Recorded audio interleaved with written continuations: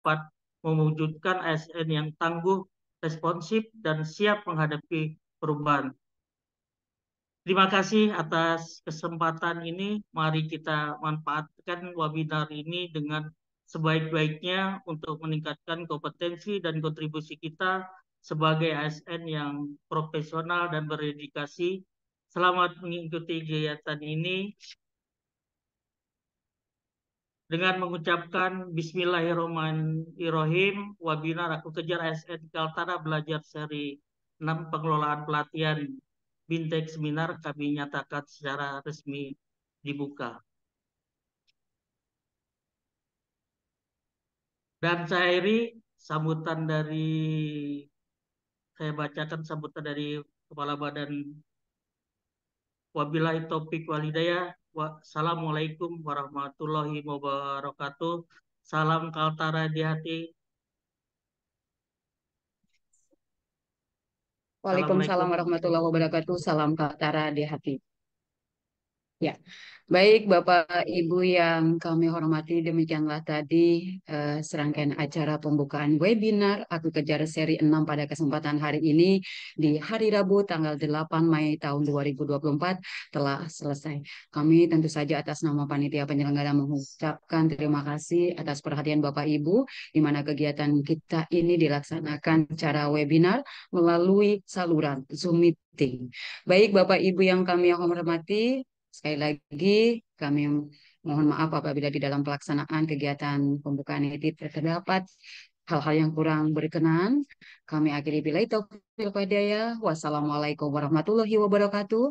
Salam Kaltara di hati. Waalaikumsalam warahmatullahi wabarakatuh. Ya, baik Bapak Ibu, kita mohon izin kita dokumentasikan dulu. Ya, kami silakan kepada Mas Faisal yang bertugas. Kita akan dokumentasikan kegiatan kita pada hari ini. Silakan Mas Faisal.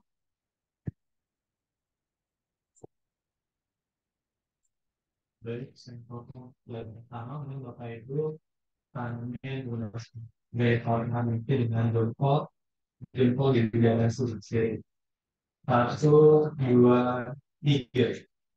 Suaranya Mas Faisal. Mohon maaf, saya ulangi. Untuk slide pertama saya foto menggunakan gaya kaus di hati dengan jempol di sebelah kiri. Ya, 1, 2, 3. Baik, untuk slide yang kedua, 1, 2, 3. Oke, baik. Terima kasih Bapak Ibu. Ya, baik. Terima kasih Mas Faisal, Bapak Ibu yang kami hormati. Langsung aja pada hari ini kita akan menerima materi dari narasumber kita, Bapak Dr. Baseng. Beliau adalah Deputi Bidang Penyelenggaraan Pengembangan Kompetensi Lembaga Administrasi Negara Republik Indonesia. Dan pada hari ini, materi ini akan langsung dipandu. Wow, sudah hadir di Zoom meeting kita Ibu Hajah Mardiana Assalamualaikum Mbak Tiwi. Arsat. Iya. Iya, Waalaikumsalam Ibu. Iya, beliau adalah Widya Suara Ahli Madya BPSDM Provinsi Kalimantan Utara yang hari ini akan bertugas sebagai moderator menemani Bapak Ibu sekalian. Kegiatan kita ini kita akan mulai dari sekarang dan nanti kita akan akhiri pada pukul 12. Ya, apa kabar Ibu Diana? Sehat Ibu? Alhamdulillah sehat sehat sehat. Sehat ya Bapak Ibu semua sehat-sehat semuanya. Iya. Baik, Alhamdulillah untuk insya Allah. selanjutnya lebih lanjut memandu acara kita dan materi kita pada hari ini kami serahkan langsung kepada moderator kita. Kita sambut. Inilah dia Ibu Hajah Mardiana Arsat MH. Silakan Ibu. Iya, baik terima kasih Mbak Tiwi yang sudah menghantarkan saya menjadi pemandu kegiatan kita pada hari ini. Baik, Bismillahirrahmanirrahim. Assalamualaikum warahmatullahi wabarakatuh. Selamat pagi dan salam Waalaikumsalam sejahtera untuk warahmatullahi kita semua. How Selamat do you pagi. feel today, Bapak dan Ibu? Iya, I feel mudah-mudahan so semua tetap sehat, Fine, tetap fine, semangat fine, ya. luar biasa. Oke, baik Bapak dan Ibu, perkenalkan saya Mardiana Arsat, Widya Suara Ahli Madya dari BPSDM Provinsi Kalimantan Utara, yang akan membersamai Bapak dan Ibu selama kurang lebih 3 jam dalam kegiatan webinar seri ke-6 dari program Aku Kejar ASN Kaltara Belajar. Baik, namun sebelumnya saya akan menyapa dulu kepada yang terhormat Bapak Deputi Penyelenggaraan Pengembangan Kompetensi Lembaga Administrasi Negara Republik Indonesia, Bapak Dr. Baseng MED. Apa kabar Bapak? Alhamdulillah sehat Bu Diana, sehat. Alhamdulillah, agak kareba. Baik-baik. Iya, iya, iya. Oke, dan yang saya hormati, yang kami hormati, Bapak Kepala BPSDM Provinsi Kalimantan Utara, yang pada kesempatan hari ini diwakili oleh Bapak Kepala Bidang Teknis dan Fungsional BPSDM Provinsi Kalimantan Utara. Dan tentunya saya ingin menyapa Bapak dan Ibu semua, para peserta, partisipan webinar Aku Kejar seri ke-6 dengan tema pengelolaan pelatihan, BIMTEK, dan seminar yang pada hari ini sudah hadir di layar Zoom ya, Bapak dan Ibu. Baik, Bapak dan Ibu sekalian, tentunya tiada kata yang patut kita ucapkan selain berucap syukur, Alhamdulillah, bahwa pada hari ini kita masih diberikan nikmat kesehatan, nikmat kesempatan dari Allah Subhanahu wa taala, Tuhan yang Maha Kuasa, Tuhan yang Maha Pengasih dan Maha Pemurah, sehingga pada hari ini kita masih diberikan kesempatan untuk bersama-sama belajar ya pada hari ini, dan tentunya kita akan menerima, menyimak materi dari Bapak narasumber kita yang sudah hadir pada hari ini, Bapak Dr. Baseng MED. Namun sebelumnya Bapak dan Ibu, saya akan memperkenalkan dulu beliau ya. Bapak narasumber kita pada hari ini adalah Bapak Dr. Baseng MED. Jabatan beliau adalah Deputi Bidang Penyelenggaraan Pengembangan Kompetensi dari Lembaga Administrasi Negara Republik Indonesia. Beliau lahir di Sengkang, Kabupaten Wajo, ya, salah satu kabupaten yang ada di Sulawesi Selatan pada tanggal 5 Februari tahun 1965. Ya, tapi kayaknya masih muda banget ini ya, Pak Baseng ya. Iya.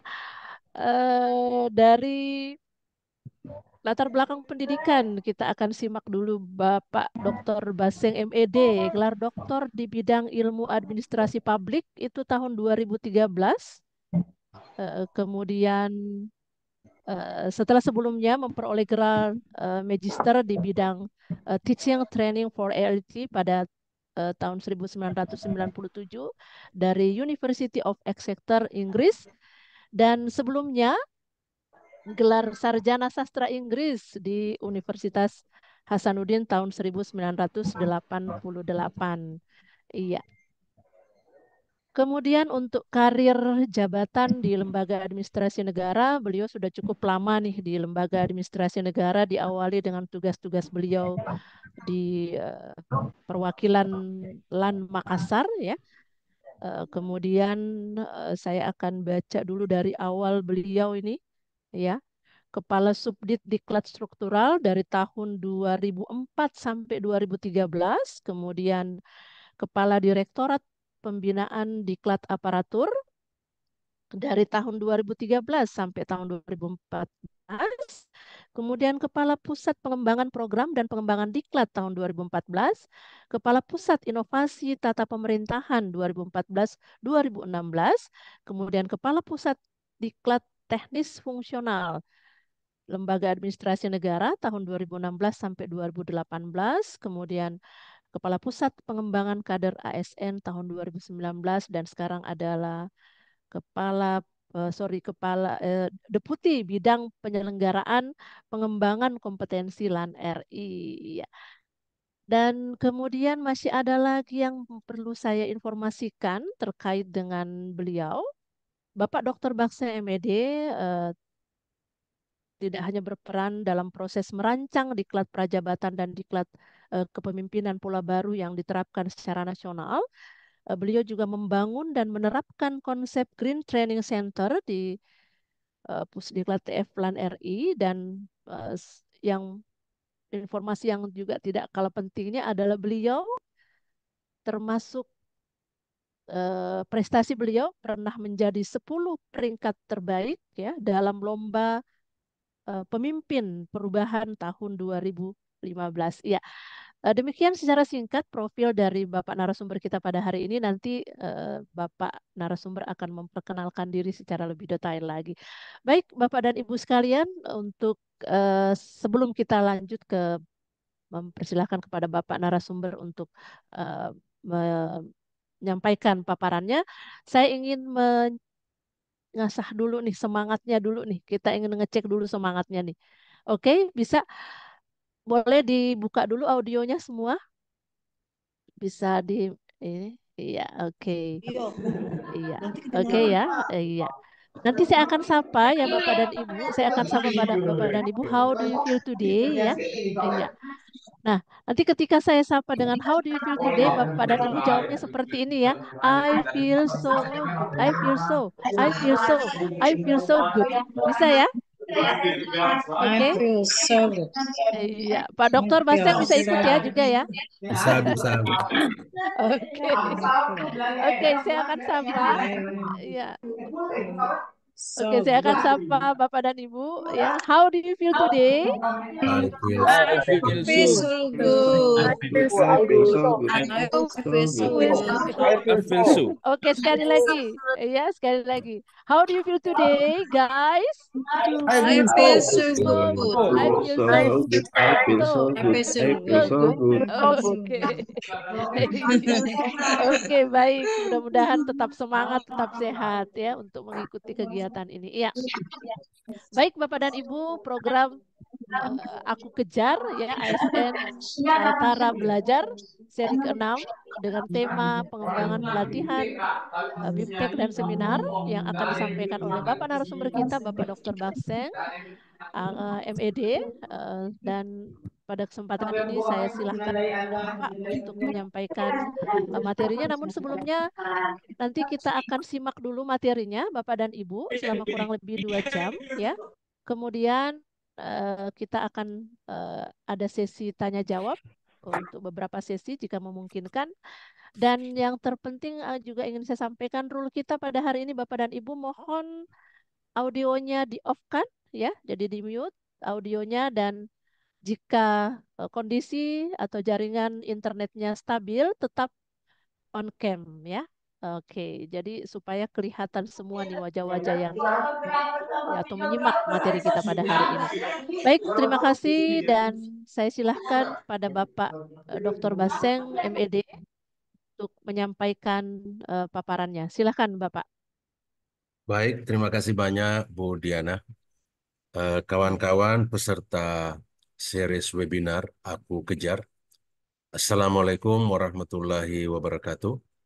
Waalaikumsalam warahmatullahi wabarakatuh. Assalamualaikum warahmatullahi wabarakatuh. Selamat pagi, salam sejahtera untuk kita semua. Om Selamat pagi. Swastiastu, Salam. Namo Buddhaya, salam kebajikan. Pertama-tama, ya kita bersyukur kehadirat Tuhan Yang Maha Kuasa, karena pada hari ini kita masih diberi kesehatan, sehingga kita bisa hadir di sini, kita bisa diberi waktu, sehingga kita bisa hadir di sini, dan kita diberi semangat, ya, sehingga kita bisa hadir di sini tentu dalam keadaan semangat untuk belajar.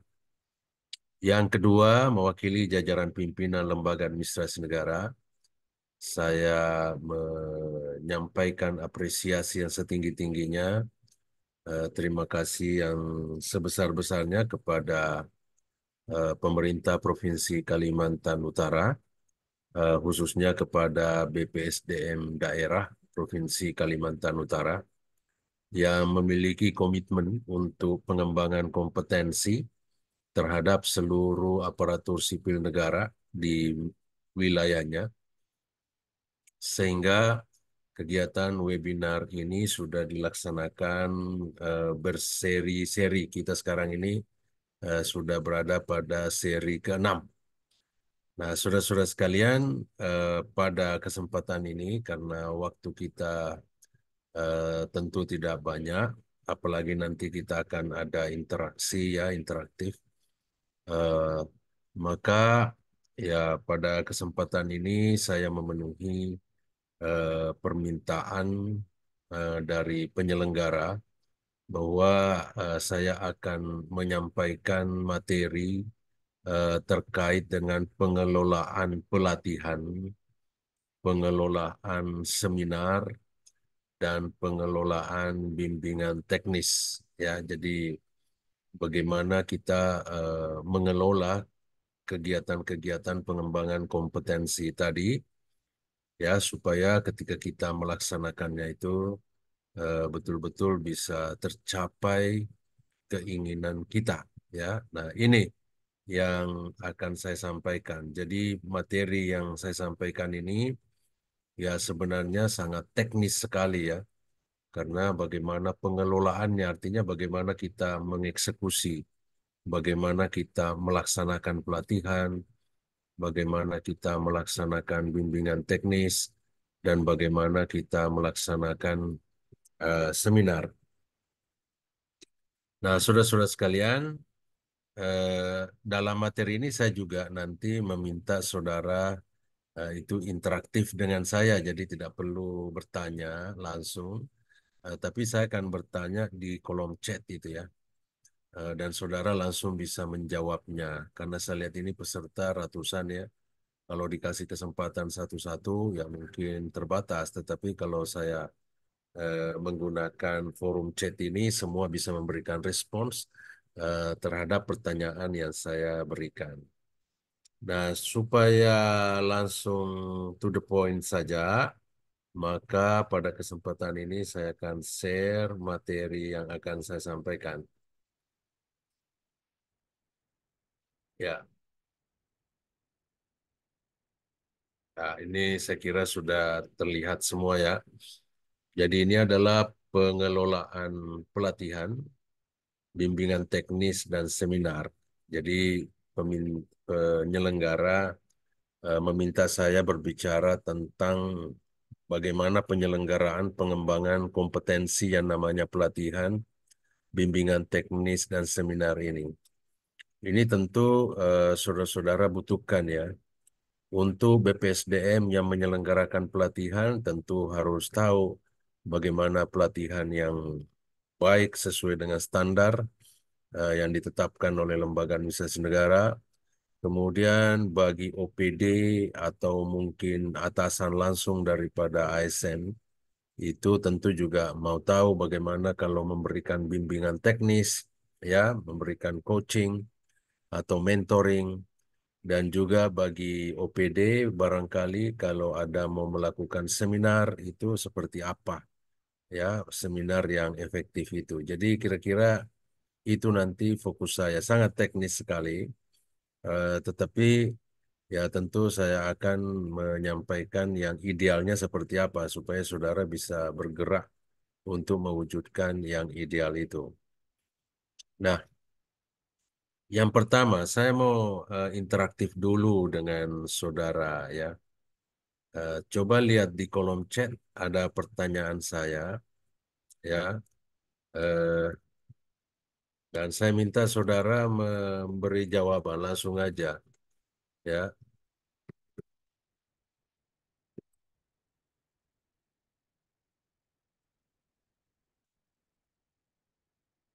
Ya, coba itu saya akan sampaikan. Di situ ada pertanyaan saya, sebutkan jenis-jenis pengembangan kompetensi. Ya, ini kan kita berupaya interaktif ya. Kalau saya bicara terus tidak ada respons, nah kan jadinya nggak pas juga. Nah, itu saya bertanya, ini sebagai pembuka kita ya. Saya bertanya, sebutkan jenis-jenis pengembangan kompetensi yang saudara ketahui. Ini belum ada yang jawab. Apa pakai, nah ini sudah ada. Ada bangkom teknis, manajerial, ada pendidikan dan pelatihan, mengikuti pelatihan, seminar, diklat, ya ini ya sebagian sudah benar jawabannya. Ya, Kalau teknis manajerial itu jenis kompetensi ya, bukan jenis pengembangan kompetensi. Eh, Ini seminar, diklat, workshop, ini sudah benar juga. Ada workshop juga benar. Ya. Nah ini saya lihat yang memberi respons tidak banyak. Padahal kalau saya lihat di aplikasi ini, ya di Zoom ini pesertanya 194 ya. Kemarin saya bertanya kepada pesertanya tidak banyak ya, 100-an. Begitu saya bertanya, langsung penuh ini kolom chat. Eh,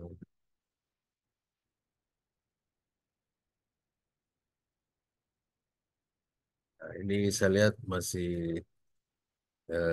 tidak terlalu banyak respons ini ya. Ya saya beranggapan kalau seperti ini biasanya peserta tidak berada di depan kameranya gitu ya.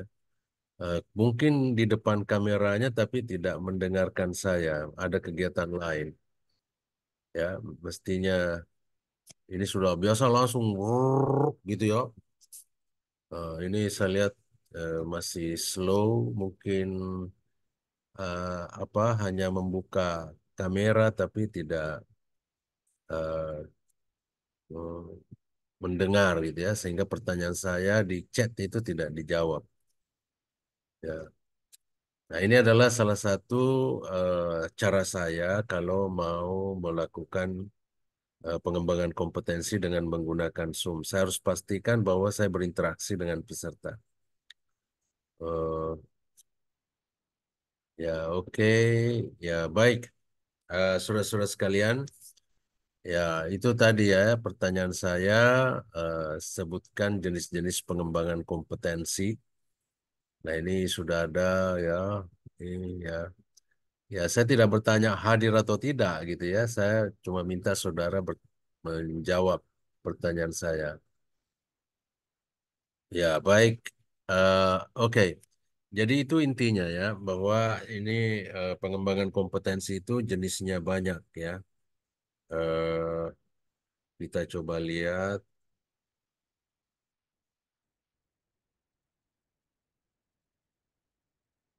Ya.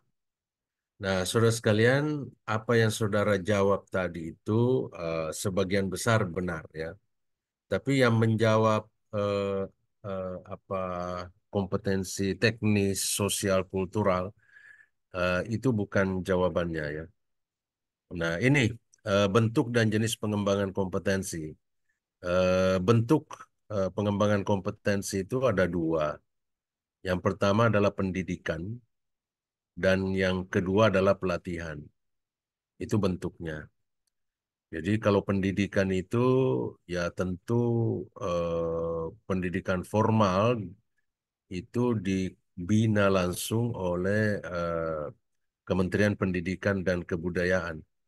Jadi kalau ada ASN yang mengikuti S1 kah, S2 atau S3 di perguruan tinggi, maka itu juga bentuk pengembangan kompetensi ya, cuma bentuknya pendidikan.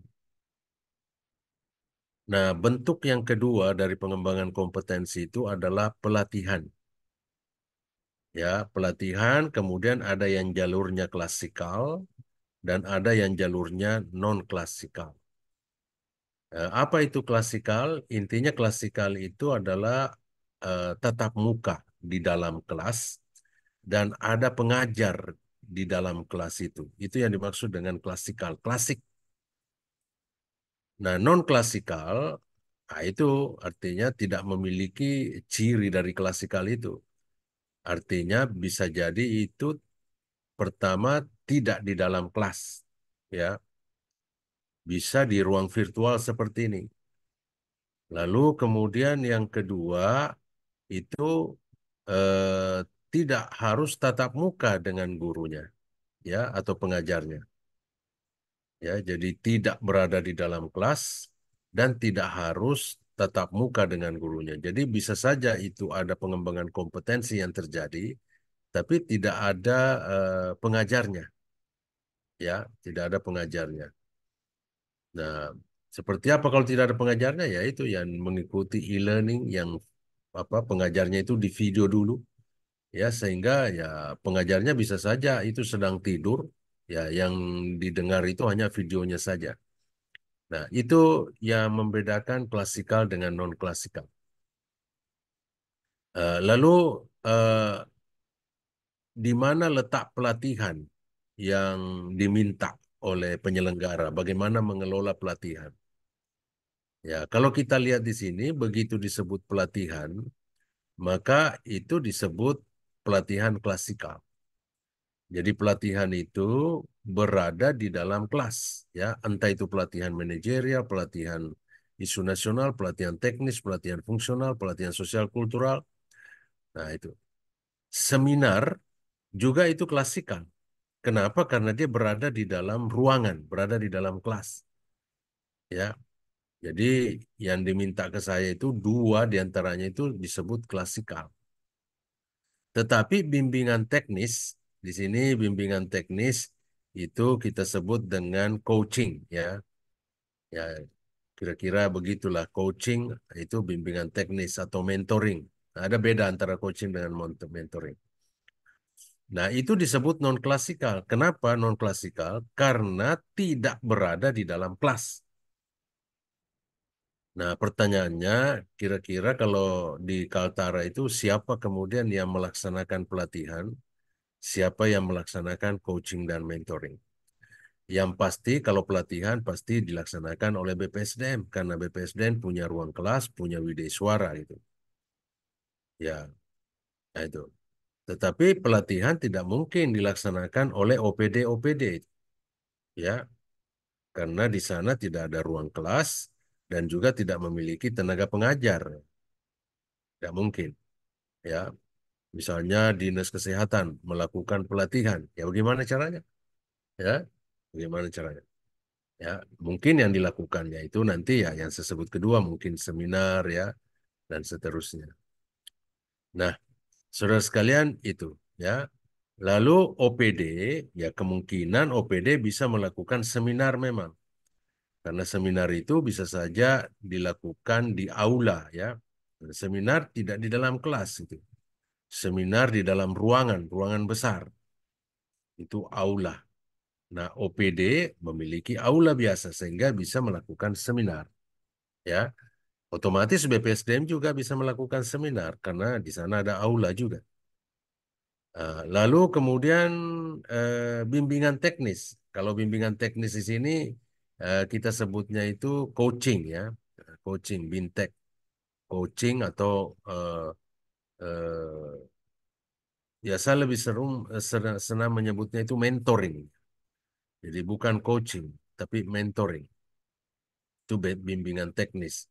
Karena di situ bimbingan teknis itu mentornya harus mengetahui lebih dalam tentang teknis yang akan dimentorkan. Kalau coaching itu coachnya tidak harus menguasai substansi, ya. Nah, itu bedanya. Sehingga saya menyebutnya mentoring itu lebih dekat dengan bimbingan teknis. Nah, ini non klasikal, ya. Nah, bagaimana caranya melaksanakan coaching dengan baik? Saya kira semua OPD perlu memahami ini, ya. Karena atasan langsung itu adalah mentor. Dia bisa memberikan bimbingan teknis. Nah, itu. Nah, bagaimana cara melaksanakan bimbingan teknis yang tepat? Nah, inilah yang akan kita bahas di sini. Jadi kadang-kadang di dalam pembahasan saya nanti itu saya tidak bagi spesifik bahwa ini untuk pelatihan, ini untuk seminar dan ini untuk BIMTEK. Ya, kadang-kadang bergabung nanti. Ya, nanti saya kasih penanda-penanda begitu. Jadi, saudara sekalian, ada 3 jenis pengembangan kompetensi yang akan kita bahas ini. Bagaimana melaksanakannya? Yang pertama adalah pelatihan, ya training. Dan di sini kita kontekskan klasikal. Terus yang kedua itu adalah seminar. Jadi bagaimana melaksanakan seminar yang baik. Lalu kemudian yang ketiga itu adalah mentoring. Yang bahasa saudara adalah bimbingan teknis. Nah, kita coba saudara catat itu ya, eh, poin-poinnya nanti. Nah, sebelum saya lanjut memberikan eh, apa itu tip-tipnya, eh, saya akan bertanya lagi kepada saudara dan coba dijawab ya.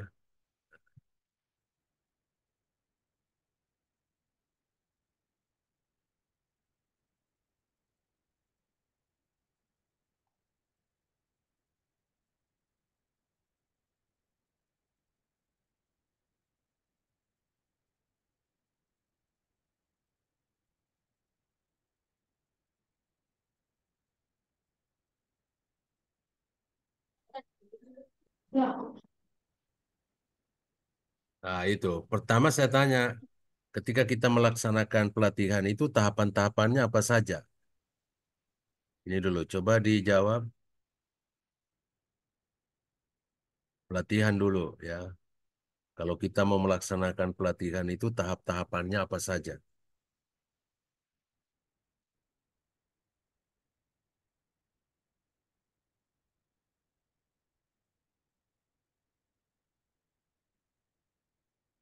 Ini belum ada yang menjawab. Ya, registrasi, oke. Perencanaan, penganggaran, pelaksanaan, iya. Ini baru 3 ini yang menjawab. Baru. Nah, ini yang bagus. Jadi serempak itu. Saya biasa kalau bertanya seperti ini langsung semua itu memberikan respons. Ya, merancang program, benar, menganalisa kebutuhan pelatihan, oke. Ya, ini kan saudara-saudara tidak start dari nol ya, ada yang sudah paham betul ya. Nah itu.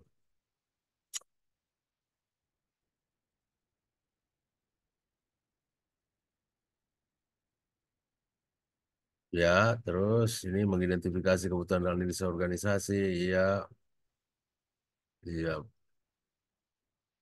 identifikasi kebutuhan, oke. Nah, sekarang saya tunggu ya sampai terakhir, sampai tidak bergerak ini chat, artinya semua peserta sudah memberikan respons. Ya, akreditasi, pelatihan, menilai, menganalisa kebutuhan. Oke, itu pertanyaan saya untuk pelatihan. Nah, sekarang kalau saya bertanya, eh,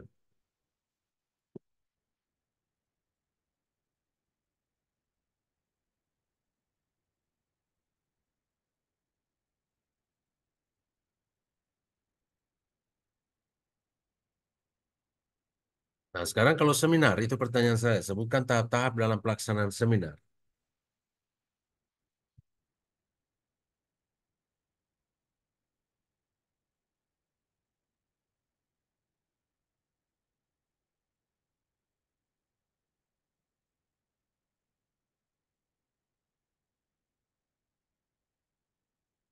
Ya, sudah ada perencanaan, pemateri, persiapan pelaksanaan, ditentukan tema, ya, publikasi, membuat konsep,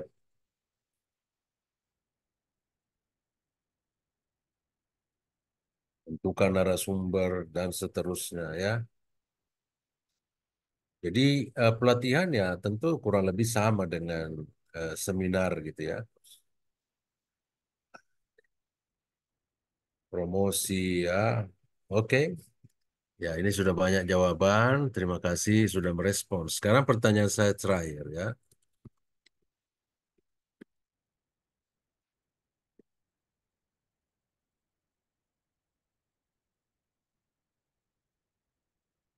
Nah, itu masih menjawab. Tapi itu ada pertanyaan saya, sebutkan tahap-tahap di dalam mentoring atau bimbingan teknis.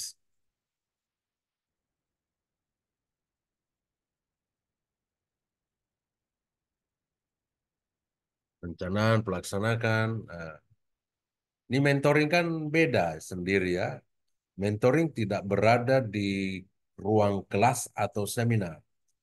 Tapi mentoring itu berada di ruang kerja, ya, ruang pimpinan kadang-kadang.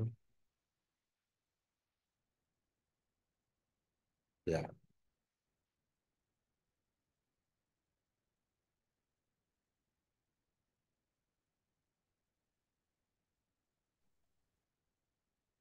ya baik.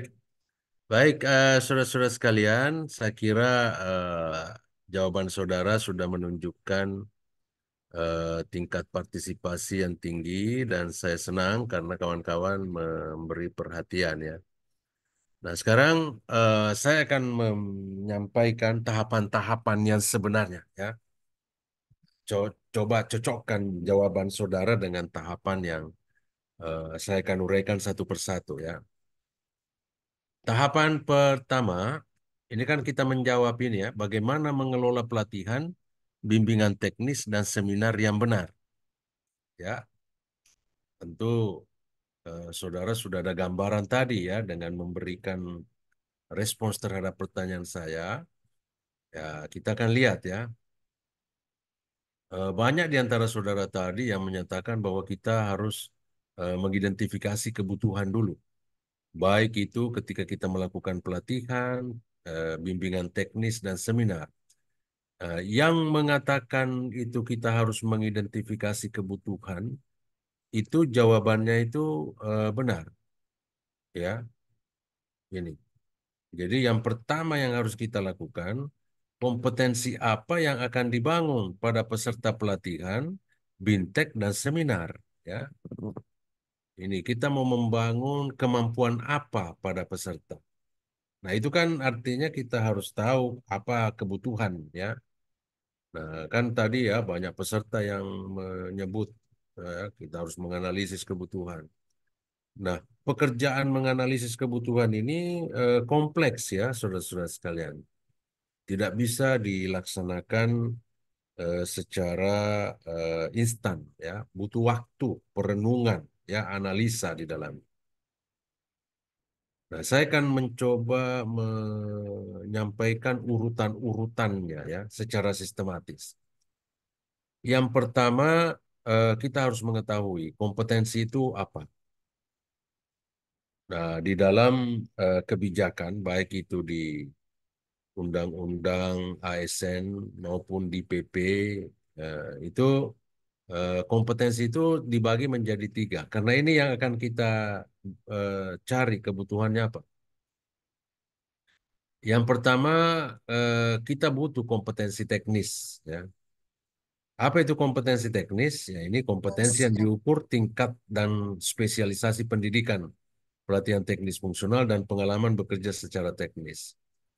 Ya, kompetensi teknis itu bisa kita katakan sebagai kompetensi sektor, ya, substansi.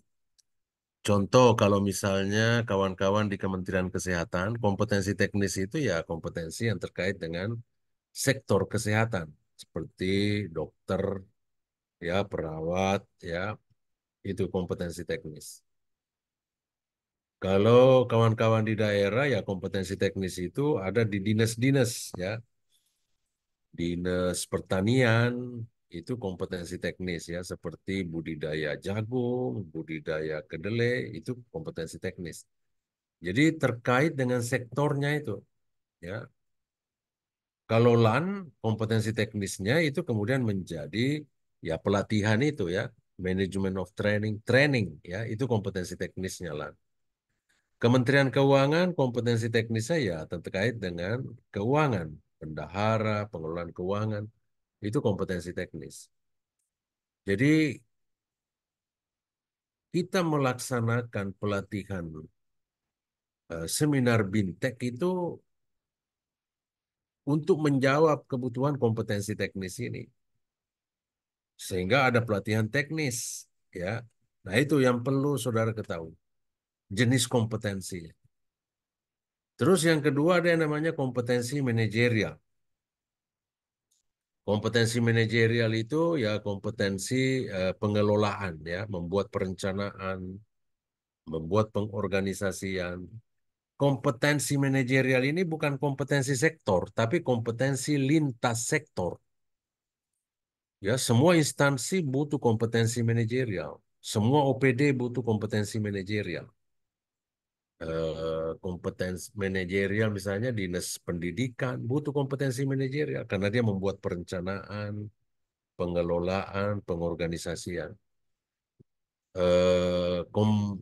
Dinas pendidikan butuh kompetensi teknis, dinas olahraga dan seterusnya. Semua instansi membutuhkan kompetensi manajerial. Lalu yang terakhir ini adalah kompetensi sosial kultural. Ya, kompetensi sosial kultural. Ini juga lintas sektor. Bahkan semua orang membutuhkan kompetensi sosial kultural. Apa itu kompetensi sosial kultural? Yaitu kompetensi untuk hidup berdampingan. Ya, kalau di sini kan berkaitan dengan masyarakat menyebut dalam hal agama, suku, sehingga memiliki wawasan kebangsaan. Jadi yang kita pentingkan di dalam kompetensi sosial kultural itu adalah nasionalisme. Kita tidak melihat lagi suku, agama. Jadi kompetensi sosial kultural itu adalah kompetensi untuk how to live together, hidup bersama. Nah kan semua orang membutuhkan kompetensi seperti itu, termasuk ASN. Ya kalau ASN-nya itu pilih anggota tim, misalnya nanti dia mau bekerja kalau di dalam timnya itu katakanlah satu agama. Kalau ada orang dari agama lain, dia tidak mau bekerja. Nah itu tidak memiliki kompetensi sosial kultural. Kalau ada di dalam suatu instansi itu nanti mau bekerja sama kalau satu suku, ya, satu bahasa, satu perguruan tinggi. Nah, termasuk nanti kalau dia mau bekerja sama kalau satu gender, ya, ya dia cuma maunya bekerja sama perempuan karena dia kebetulan dia perempuan. Begitu ada anggota timnya laki-laki, langsung dia tidak mau kerja sama. Itu artinya dia tidak memiliki kompetensi sosial. Nah, saudara sekalian, inilah yang dibutuhkan di dalam pengembangan kompetensi itu, ya. Nah, jelas ya. Nah, kebutuhan kompetensi ini tentu ada tujuannya, ya. Tujuan yang paling besar itu untuk mewujudkan visi negara yang terdapat di dalam pembukaan Undang-Undang Dasar. Indonesia yang merdeka, bersatu, berdaulat, adil dan makmur. Visinya melindungi tumpah darah rakyat, ya, memajukan kesejahteraan umum. Kompetensi-kompetensi itu dibutuhkan untuk mewujudkan cita-cita negara ini. Itu yang pertama. Yang kedua, kompetensi itu dibutuhkan untuk mewujudkan program jangka panjang pemerintah. Misalnya kita kan sekarang ini ada Indonesia Emas. Tahun 2045 kita masuk Indonesia Emas. Ada program jangka panjang. Ini kan di sini Indonesia itu pada tahun 2045 itu program jangka panjangnya agar income per kapita itu setara dengan negara maju gitu ya, yaitu 30.300 US dollar. Jadi ini adalah tujuan ya lebih rendah daripada tujuan negara tadi ya. Nah, itu ya. Jadi kompetensi itu dibutuhkan. Dibutuhkan kompetensi teknis, dibutuhkan kompetensi sosial kultural, dibutuhkan kompetensi manajerial untuk mewujudkan ini. Jadi kalau saudara melaksanakan seminar, melaksanakan bintek, melaksanakan pelatihan, ya jangan kacamata kuda. Saudara harus bisa membayangkan ya cita-cita negara ini didirikan di dalam pembukaan Undang-Undang Dasar. Saudara juga harus bisa membayangkan tahun 2045 itu menjadi tujuan dan seterusnya. Ya. Nah, ini program jangka panjang. Lalu ini program jangka menengah, ya RPJMN. Nah, kita membutuhkan kompetensi untuk mewujudkan ini, ya. Presiden terpilih kita kan, nah, itu nanti akan menerbitkan rencana pembangunan jangka menengah 5 tahun selama periode beliau. Nah, seperti itu, ya. Itu namanya RPJMN 2025-2029. Ini sasaran-sasarannya sudah ada semua, ya. Saudara yang merencanakan pelatihan, merencanakan seminar, merencanakan apa lagi namanya itu tadi, bimbingan teknis, itu harus wawasannya luas, bisa melihat sampai kepada tujuan bernegara itu tadi, ya. Ini masih RPJMN, juga masih RPJMN, ada transformasi di sini. Saya cepat aja. Ini ada target-target yang lebih spesifik 5 tahun ini kan. Di sini tahun 2009, income per kapita kita itu masih di 7,4. Itu sasarannya. Lalu ini ada juga sasaran untuk kemiskinan, ya. Supaya nanti kemiskinan itu hanya di kisaran 45%, ya. 4,5 sampai 5%. Sekarang kan masih 9%. Ya, itu nanti ya diharapkan 5 tahun ke depan itu bisa diturunkan. Nah, ini masih banyak ini sasaran-sasaran. Semua ini bisa dicapai kalau ASN itu memiliki kompetensi, entah itu teknis, sosial kultural, atau manajerial. Nah, yang paling penting saudara lihat bahwa saudara itu juga ada wilayah, ada sasaran yang ingin dicapai di wilayah. Ya, wilayah Kalimantan, ya ini kan wilayah Sumatera. Ini saya ambil dari RPJMN 2025-2029. Nah, apa yang menjadi concern di Kalimantan? Kalimantan Utara kan bagian dari Kalimantan, ya. Sini saya bacakan. Ya, degradasi lingkungan karena aktivitas pertambangan dan perkebunan kelapa sawit.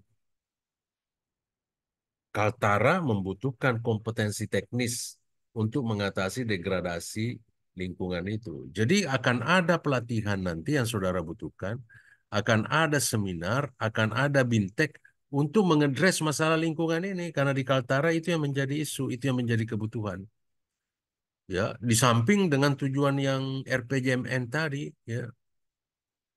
Lalu kemudian yang kedua, minimnya hilirisasi industri dan diversifikasi produk luaran berbasis SDA.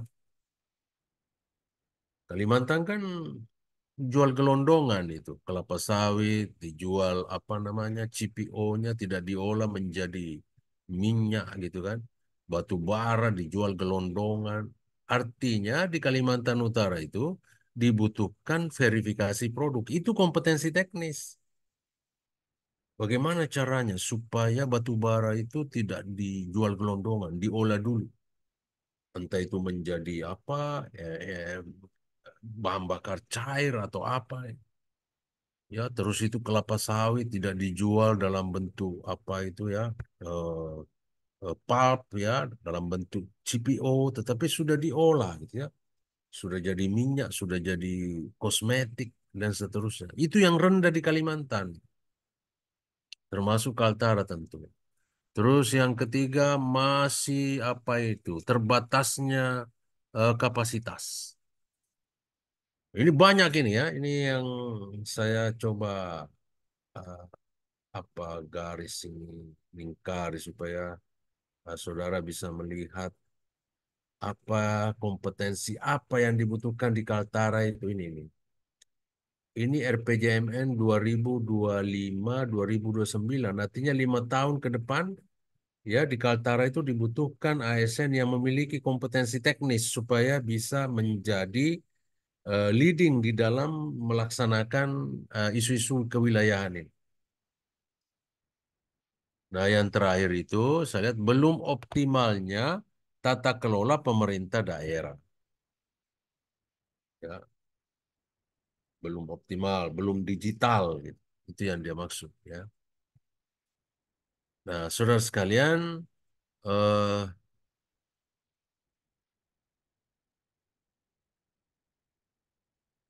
ya ini yang perlu saudara ketahui. Nah, setelah ini itu kan nanti akan turun kebutuhan itu ke masing-masing OPD, ya, masing-masing OPD. Nah, sehingga ujung-ujungnya nanti akan ada yang namanya standar kompetensi jabatan. Jadi jabatan, katakanlah kepala dinas ini butuh kompetensi apa? Di sini ada 3, kompetensi teknis, kompetensi manajerial, kompetensi sosial kultural. Nah, oleh Permenpan 37 tahun 2018, 38 tahun 2017, ini semua sudah diatur ini jenis kompetensi ini, tinggal dibuat Sehingga di Kaltara itu, ya setiap jabatan harus memiliki ini standar kompetensi jabatan namanya. Di sana diperlihatkan kompetensi teknis apa yang dibutuhkan untuk menduduki jabatan X. Kompetensi manajerial apa yang dibutuhkan untuk menduduki jabatan X. Begitu pula kompetensi sosial kultural. Nah, ini ya ujungnya nanti akan mengerucut ke sini. Tapi kalau kita tarik ke atas, ini semua itu diisi untuk memenuhi pertama tujuan nasional di dalam pembukaan Undang-Undang Dasar 1945. Kemudian yang kedua tujuan jangka panjang yang ditetapkan dalam dokumen RPJP Indonesia Emas. Lalu kemudian tujuan jangka menengah nanti ditetapkan oleh Presiden terpilih dalam bentuk RPJMN. Seperti itu caranya. Barulah kemudian turun mengadres persoalan-persoalan wilayah di Kalimantan yang saya sampaikan tadi. Terus kemudian turun ke dinas-dinas masing-masing. Ditetapkanlah di situ kompetensi manajerial apa yang dibutuhkan, sosial kultural apa yang dibutuhkan, dan teknis apa yang dibutuhkan. Dari situ kemudian kita melakukan pengukuran terhadap setiap ASN yang mau duduk di dalam jabatan itu. Dilihat kompetensinya, dilihat riwayat pengembangan kompetensinya. Nah, disinilah kemudian muncul gap itu ya. Tadi kan saudara bicara kebutuhan. Kebutuhan itu ya kalau ada gap. Kalau tidak ada gap, ya tidak ada kebutuhan. Misalnya jabatan X, begitu ya. Terus itu dibutuhkan kompetensi manajerial level 7 misalnya. Ya, terus ada ASN yang duduk di jabatan itu. Ya, namanya si X juga. Ya, kalau si X ternyata memiliki kompetensi manajerial level 7, kan berarti klop, tidak ada kebutuhan pengembangan kompetensi, tidak perlu diberikan pelatihan manajerial kepada dia, tidak perlu diberikan pelatihan teknis, tidak perlu diberikan pelatihan sosial kultural.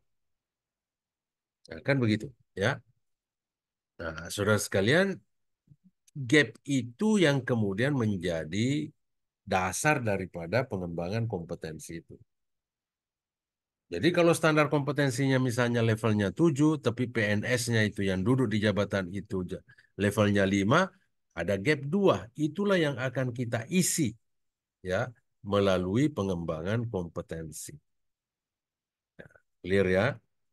Nah, saudara sekalian, itu yang pertama. Ya. Nah, kemudian tahapan yang kedua, kalau sudah kita tahu gap-nya itu, ah, baru kemudian kita tanyakan bagaimana kurikulumnya. Kurikulumnya bagaimana? Sekarang, karena ini agak teknis ya, saya mau bertanya lagi. Coba lihat di chat itu.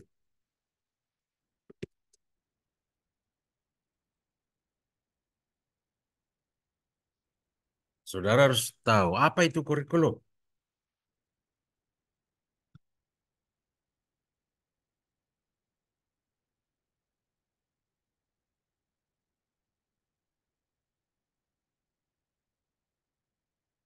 Ada yang sudah jawab pedoman, pedoman pembelajaran. Iya.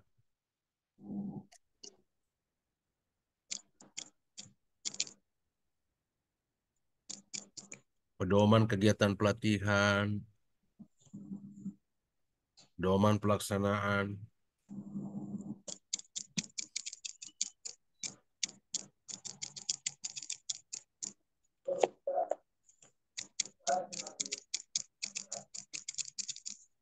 Seperangkat satu sistem rencana. Oke.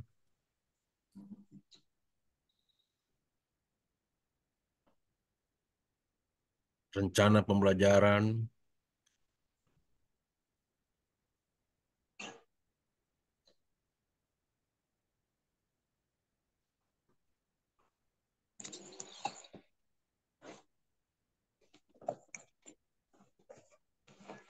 Ya.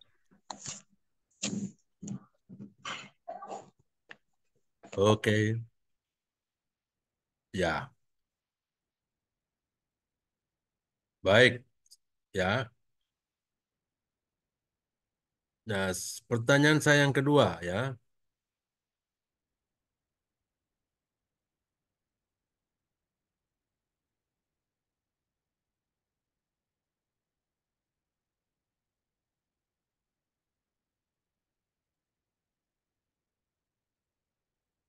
Apakah Bintek perlu kurikulum?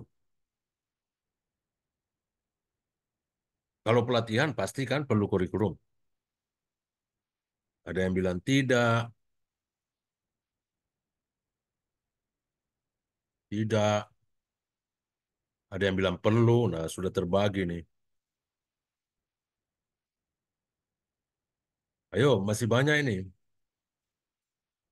Ada yang bilang perlu.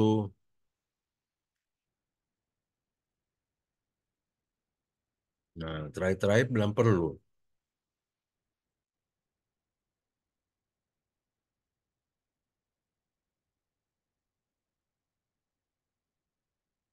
Kalau pelatihan kan pasti perlu kurikulum ya. Sekarang pertanyaan saya, apakah Bintek perlu kurikulum? Nah,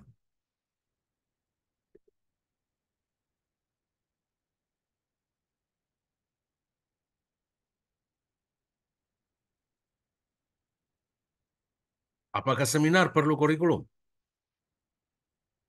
Itu pertanyaan saya.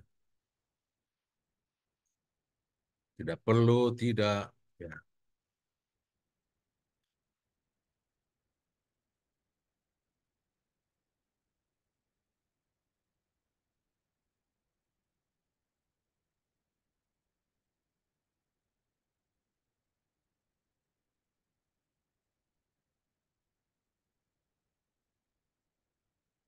ya. Nah, saudara sekalian, ya saya coba jawab ya pertanyaan tadi.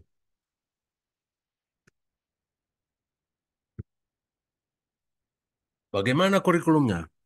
Nah, pertama pengertian kurikulum itu sendiri secara eh, literate itu kurikula itu artinya lintasan, lintasan, journey.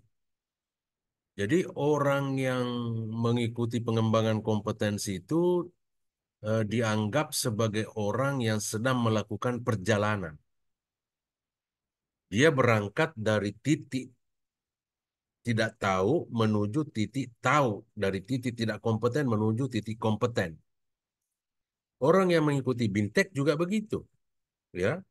Dia kan tidak tahu, makanya dia diberikan Bintek menuju ke tahu.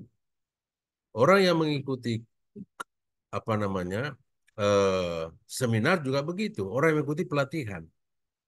Sehingga kalau pertanyaannya itu bahwa apakah Bintek pelatihan dan seminar membutuhkan kurikulum, ya sudah pasti membutuhkan kurikulum, ya. Karena kurikulum itu adalah lintasan yang harus ditempuh oleh setiap peserta pengembangan kompetensi. Nah, cuma dalam keseharian itu kurikulum BIMTEK itu sederhana, ya, mungkin dalam bentuk satu lembar, terus kemudian daftar materi. Begitu juga BIMTEK, mungkin kurikulumnya sederhana, setengah lembar barangkali, ya, dalam bentuk kompetensi apa yang ingin disampaikan.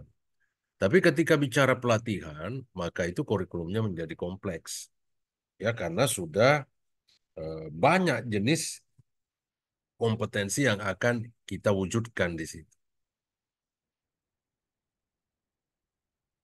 Jadi ini yang perlu kemudian kita rancang. Setelah kita menemukan ada gap antara standar kompetensi dengan eh, profil pegawai itu, maka kita apa menyatakan bahwa itu ada kebutuhan pengembangan kompetensi.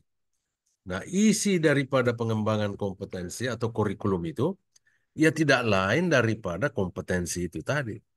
Isinya itu adalah daftar kompetensi.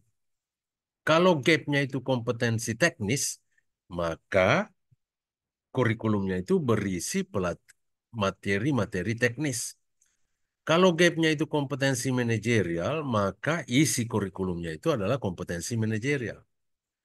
Nah, kalau kompetensi sosial kultural, nah seperti itu juga. Itu yang pertama, ya. Jadi kompetensi apa nanti akan mengisi kurikulum itu?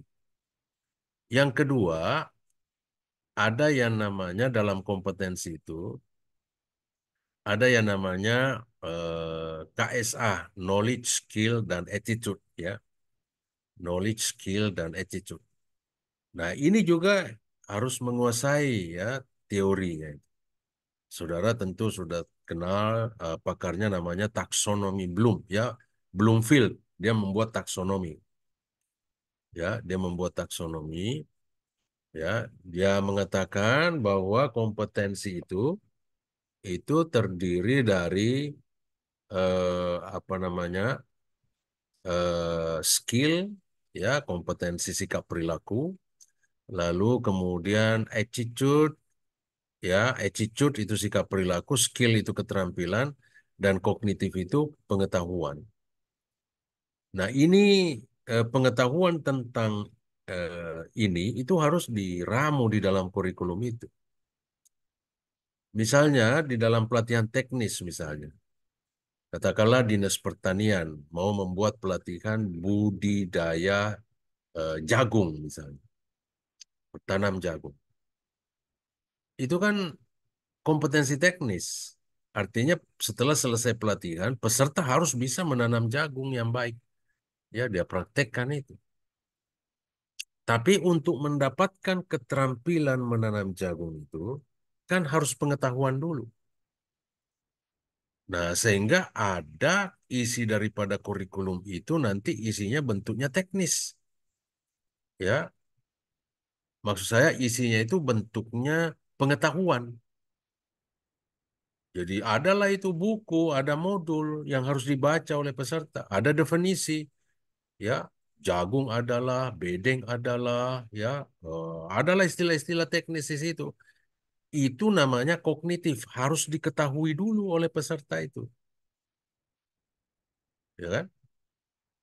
Lalu kemudian ada kompetensi teknis, ya, ada namanya skill, ya, ada skill. Nah, ini harus dipraktekkan oleh peserta. Jadi di dalam kurikulum itu nanti ada praktek. Bagaimana memegang cangkul, bagaimana menggali lubang untuk menanam itu, ya, jagung, terus bagaimana menyiram yang benar dan seterusnya. Itu namanya kompetensi teknis. Karena kadang-kadang di dalam eh, menanam jagung itu kan dia bertim juga, ya. Ya, dia harus kerjasama dengan bagian yang menyiapkan pupuk, bagian menyiapkan bibit. Maka dibutuhkan kompetensi sosial kultural supaya dia bisa bekerja sama. Sehingga di dalam kurikulumnya itu menjadi kompleks untuk pelatihan. Dikasihlah kompetensi sosial kultural, katakanlah setengah apa 2 jam, terus kompetensi apa teknis dibagi 2, ada kognitifnya, disuruh baca modul, disuruh belajar di kelas. Nah, yang paling banyak itu adalah skillnya, kompetensi teknis skill. Sehingga di dalam kurikulum pelatihannya itu lebih banyak peserta itu berada di lapangan, bekerja, mencangkul, menyiram, menanam. Seperti itu gambaran daripada isi kurikulum. Ya. Nah, termasuk kalau mau melaksanakan seminar, itu ada kurikulumnya juga, yaitu menyusun materinya, ya, menyusun materinya seperti sekarang ini ada kurikulumnya juga. Bisa menyampaikan materi ini itu adalah kurikulum. Nah, seperti itu saudara sekalian, ya, yang eh, ketika gap sudah diketahui, maka selanjutnya adalah kita menyusun kurikulumnya. Sekarang saya mau bertanya lagi, ya, kepada saudara.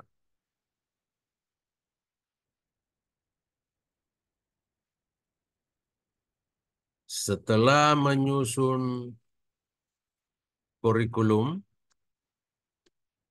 langkah selanjutnya apa?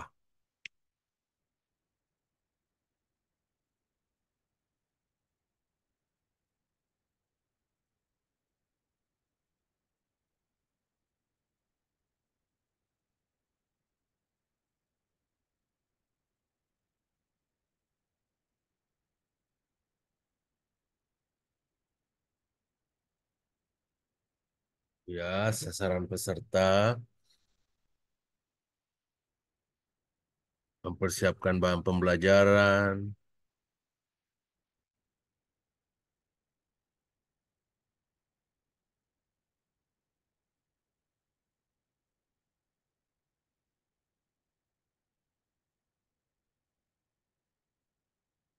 modul. Oke, ya saya apresiasi kawan-kawan yang menjawab ya. Nah, sekarang saya lanjut setelah kurikulum disusun, ya.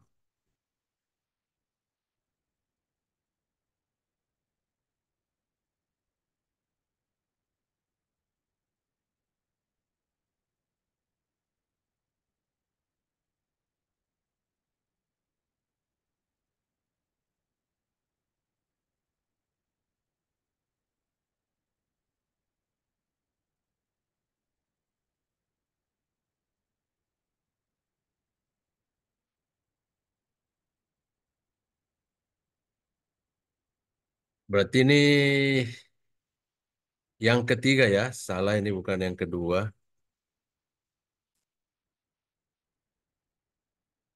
Kompetensi, kurikulum. Ini ketiga, metode apa yang kita akan gunakan itu? Metodenya apa? Ya, kita kan sudah tahu ini kita mau menuju ke sana, ini caranya. Nah, kita pakai metode apa? Nah, metode-metode yang dalam pelatihan itu, ya itulah kemudian yang mengantar kita, apakah nanti kita akan menggunakan pelatihan, apakah kita menggunakan seminar, atau akan menggunakan bintek, gitu ya. Nah, ini yang perlu kita ketahui di dalam pendidikan, ya. Eh, yang pertama, kita lihat pendekatan dulu. Ada pendekatannya pedagogi, ya.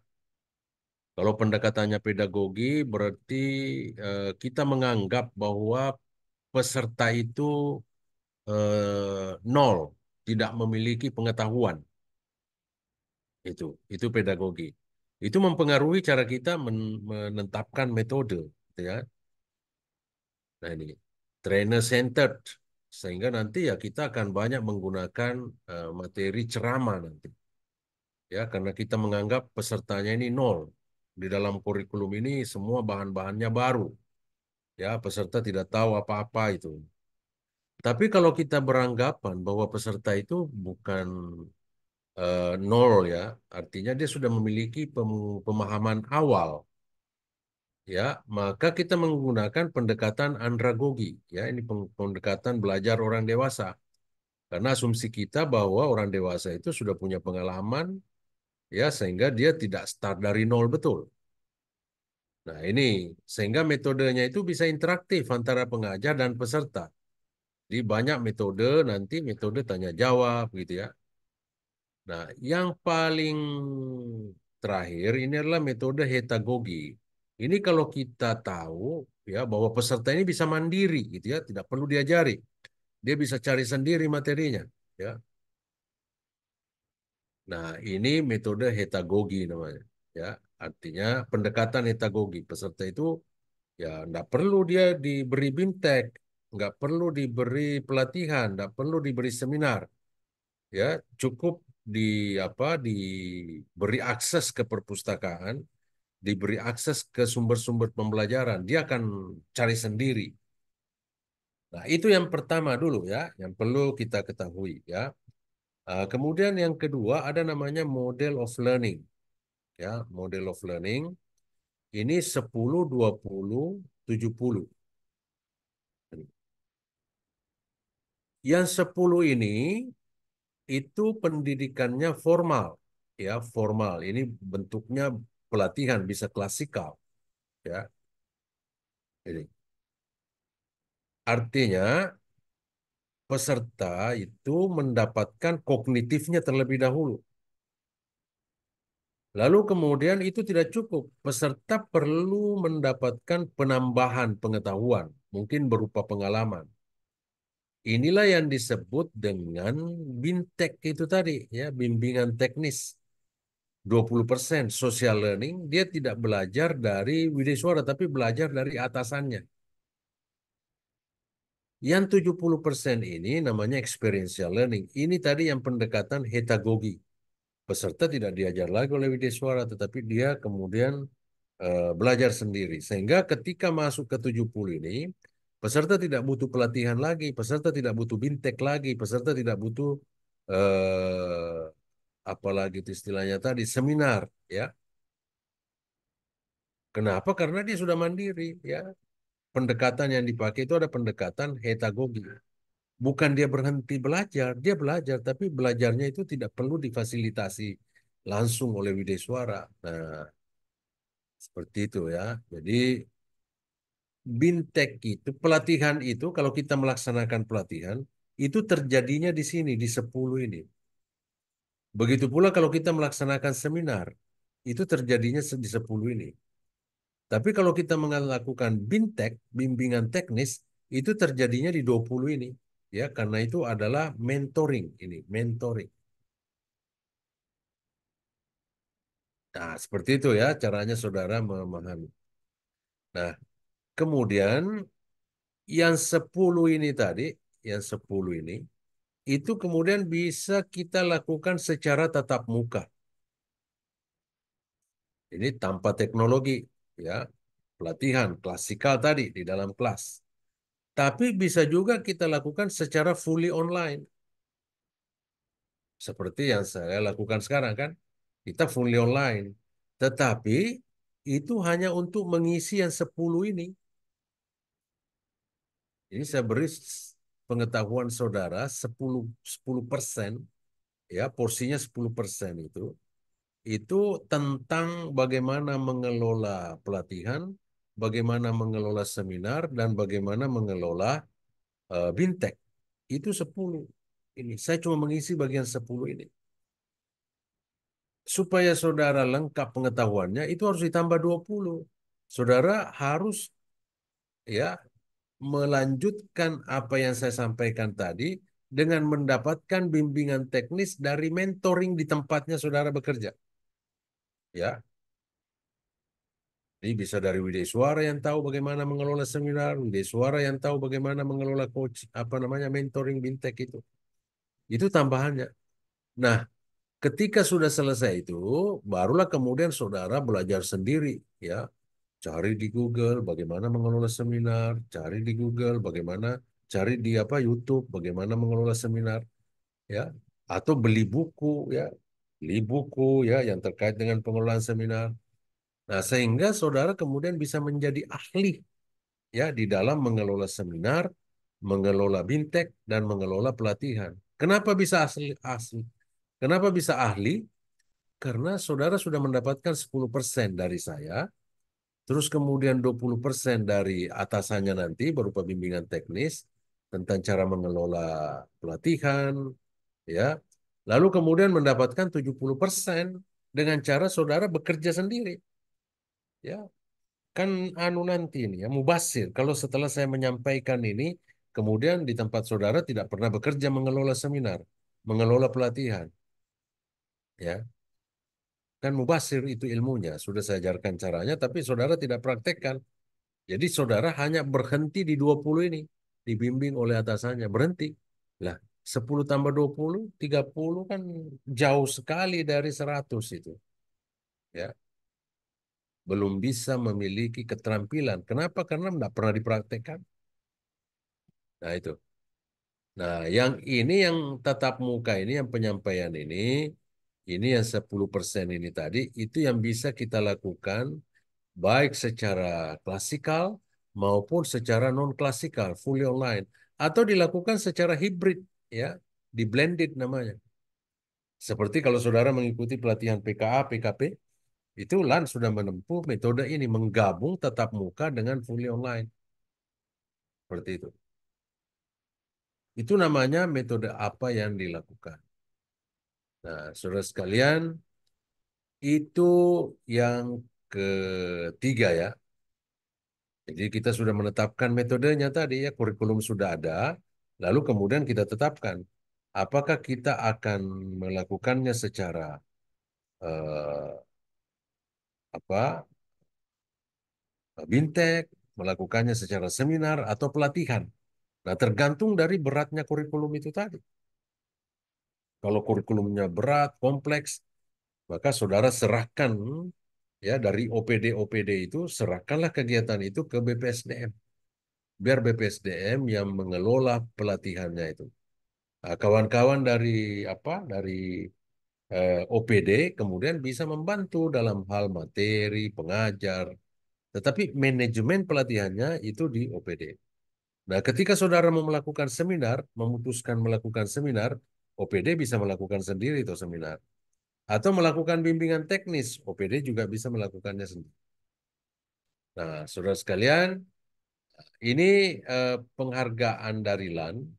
Kalau kemudian kita mau melakukannya itu, ya, kalau melakukan mentoring itu, dianggap itu 4 JP per bulan.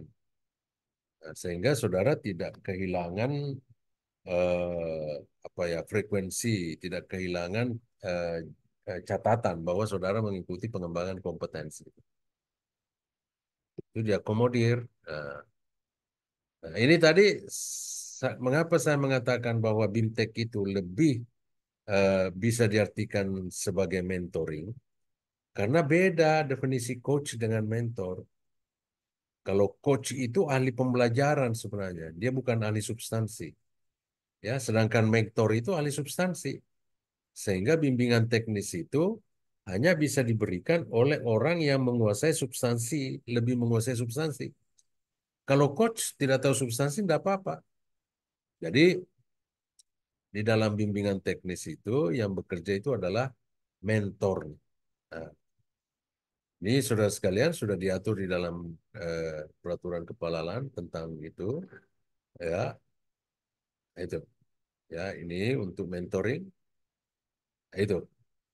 Nah, saudara sekalian, berarti ini saya keliru tadi ya. Ini yang keempat.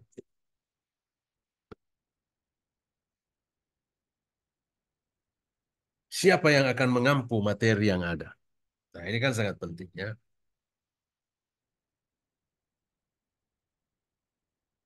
Ya. Nah, saudara sekalian, yang mengampu itu sudah diatur di dalam ketentuan LAN itu ya, bisa penceramah, bisa pengajar, atau pengampu materi, wideswara penguji, konselor, dan pembimbing itu adalah mentor. Ini yang sudah digaris merah ini yang memberikan bimbingan teknis. Pengelola penyelenggara. Jadi inilah tenaga-tenaga pelatihan yang perlu saudara identifikasi ya ketika membuat seminar, membuat pelatihan, termasuk melakukan bintek. Kalau bintek itu mentornya itu ini disebut mentor dia kalau bintek. Ya, artinya mentor ini lebih memiliki penguasaan substansi teknis yang lebih dibanding dengan peserta yang mengikuti bimbingan teknis itu. Nah, ini tenaga pelatihannya. Lalu kemudian ini lompat-lompat ya, berarti ini yang kelima tadi ya. Kelima, kita tiba kelima, bagaimana mengevaluasi ya, apakah kompetensi sudah tercapai. Ini yang terakhir ya, bagaimana mengevaluasi seminar, mengevaluasi apa itu tadi bimbingan teknis dan mengevaluasi pelatihan. Nah, ini saya langsung sampaikan bahwa mengevaluasi pelatihan itu ya seorang pakar namanya Donald Kirkpatrick membuat bahwa evaluasi bisa dilakukan dalam eh, 4 level. Eh, 4 level. Yang pertama penyelenggaranya bisa dievaluasi dengan cara melihat reaksi peserta. Kalau reaksi peserta terhadap seminar, bintek, dan pelatihan itu bagus, itu baru evaluasi level 1 namanya. Ya, biasa pertanyaannya itu kan menjawab bagaimana pendapat Anda tentang ruang kelas, bagaimana pendapat Anda tentang Wideswara, dikasihlah ya mulai dari kurang, terus cukup, baik, sangat baik, nah, seperti itu. Learning evaluasi learning level 2 ini evaluasi pembelajaran, yaitu apakah kompetensi itu sudah disampaikan kepada peserta. Nah, evaluasi learning ini hasilnya adalah biasanya peserta lulus atau tidak lulus. Ya, apakah di dalam seminar ada seperti itu? Ya seharusnya ada, ya karena itu adalah pengembangan kompetensi. Ya, biasanya itu kalau sekarang kan gampang, pakai Slido aja, ya, buat pertanyaan kuis itu, terus minta peserta seminar untuk menjawab kuis itu. Nah, dari situlah kita bisa mengevaluasi. Lalu kemudian impact. Impact ini adalah perubahan perilaku peserta. Ini diujinya di tempat kerja. Jadi kalau peserta yang dulunya tidak tahu menjadi tahu, terus kemudian dia terapkan pengetahuannya itu artinya terjadi perubahan perilaku. Dan yang terakhir ini adalah result. Result itu artinya hasil. Nah, ini artinya peserta itu dievaluasi terhadap hasil yang sudah diperoleh instansinya, ya, atau organisasinya. Nah, saudara sekalian, saya kira itu ya 5 tahapan tadi yang sudah saya sampaikan, bagaimana kita mengelola pelatihan, mengelola bintek, dan mengelola apalagi namanya seminar dengan baik. Demikian Bu Diana, kita masih ada waktu kurang lebih 20 menit ya untuk tanya jawab. Kebetulan jam 10 waktu Jakarta atau jam 11 waktu sana, ya itu saya ada rapat dengan Kementerian Luar Negeri. Jadi mungkin nanti Bu Diana yang bisa Oh iya, melanjutkan, ya, menampung pertanyaan peserta oke lalu Pak. bisa menyampaikan ke saya. Tapi saat ini Oh kita iya, masih ada waktu 20 menit kalau masih ada yang bertanya. iya. Baik, terima kasih Pak Dr. Baseng sudah memaparkan materi tentang pengelolaan pelatihan, BIMTEK, dan seminar. Ya, sebelum kita buka sesi pertanyaan, saya akan menyimpulkan beberapa hal terkait dengan paparan Bapak Dokter tadi. Yang pertama bahwa dalam jenis pengembangan kompetensi itu ada yang kita sebut dengan ada yang terdiri dari pendidikan dan pelatihan. Pelatihan sendiri juga terbagi atas klasikal dan non klasikal. Kemudian untuk pengelolaan pelatihan, BIMTEK dan seminar dan juga mungkin beberapa jenis kompetensi lainnya secara keseluruhan itu ada yang pertama tentu harus kita identifikasi kebutuhannya, kompetensi apa yang harus kita kembangkan ya dengan melihat profil ASN atau profil PNS yang mungkin nanti akan menduduki satu jabatan tentunya. Kemudian yang kedua dari sisi kurikulumnya, bagaimana sih kurikulumnya? Pengetahuan apa yang akan kita berikan kepada peserta, kemudian keterampilan apa yang akan kita berikan kepada peserta, itu tergantung dari jenis pelatihan dan juga jenis kebutuhan yang diinginkan oleh peserta pelatihan. Kemudian yang ketiga, dalam pengelolaan pelatihan BIMTEK dan seminar ini ada beberapa metode yang digunakan ya di pendekatan-pendekatan pelatihan sendiri ada yang kita sebut dengan pedagogi, ada andragogi, dan ada hetagogi. Kemudian yang keempat, itu kita juga perlu memahami siapa sih penyelenggara pelatihan ini ya, atau siapa sih tenaga pelatihan ini yang biasanya atau kita sebut dengan pengampu, ada penceramah, ada WI, ada narasumber lainnya dan seterusnya. Kemudian juga ada pengelola dari atau panitia penyelenggara dan juga yang tak kalah penting dari siapa yang berperan di dalam proses pelaksanaan pengembangan kompetensi ini adalah penjamin mutu. Ya, seperti BPSDM Provinsi Kalimantan Utara, kita untuk beberapa pelatihan manajerial itu pelatihan kepemimpinan administrator juga masih mengacu kepada penjamin mutu dari Lembaga Administrasi Negara, khususnya KDO Delan Samarinda. Ya, dan kemudian yang berikutnya, yang terakhir dari pengelolaan pelatihan BIMTEK dan seminar ini atau secara umum beberapa jenis kompetensi pengembangan kompetensi lainnya itu adalah tak kalah pentingnya adalah bagaimana evaluasinya. Nah, untuk mengevaluasi secara keseluruhan dan secara paripurna memang biasanya kita mengacu kepada apa namanya jenis evaluasi menurut Kirkpatrick ya. Kita sebut dengan evaluasi ada yang level 1, level 2, level 3 dan level 4. Level 1 itu terkait dengan reaction ya, bagaimana sih proses penyelenggaraannya, bagaimana pengampunya dan seterusnya dan seterusnya. Kemudian level 2 itu terkait dengan learning atau proses pembelajarannya, bagaimana kita mengetahui before after dari apa yang diperoleh oleh peserta, baik dari sisi knowledge-nya, dari sisi skill-nya, dan juga dari sisi attitude-nya. Dan kemudian di level 3 ada level impact, evaluasi dari impact. Kita ingin mengetahui bagaimana perubahan perilaku dari peserta after mengikuti pengembangan kompetensi yang diikutinya. Dan yang terakhir adalah result atau hasil yang diharapkan atau hasil yang diterima oleh peserta pelatihan. Demikian beberapa kesimpulan yang bisa saya sampaikan dari paparan yang disampaikan oleh Bapak narasumber tadi, Bapak Dr. Baseng, dan kita masih ada waktu kurang lebih 18 menit. Saya buka sesi pertanyaan untuk 3 penanya. Boleh reactionnya kalau ingin bertanya silahkan. Iya, kita buka untuk 3 penanya untuk sesi pertama. Silahkan.